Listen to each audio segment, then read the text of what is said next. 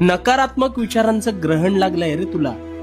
तुझ्या विचारांच्या संभ्रमात तुझ्यावर नकारात्मक विचार हळूहळू तुझ्या नकळत आरूढ होऊन जातात आणि मग तू सुद्धा या विचारांना जागा देऊन तुझ्या मनात घर करून आश्रय करून देतोस. इथे तू चुकतोस. कारण पेरणी चुकली तर अपेक्षित पीक येणार आहे का? नाही ना. हेच सदैव ध्यानात ठेवायचं. गोष्ट साध्य करण्यास कितीही खडतर असू दे, फक्त 2 गोष्टी लक्षात ठेवायच्या. सगळ्यात आधी निव्वळ सकारात्मक विचारच करायचा आणि त्या गोष्टीत सातत्य ठेवायचं. आणि मग चमत्कार बघ. जर तू मागे हटला नाहीस तर ती गोष्ट साध्य होणारच. ही काळ्या दगडावरची रेघ आहे. कारण भिवू नकोस. मी तुझ्या पाठीशी आहे. भिवू नकोस.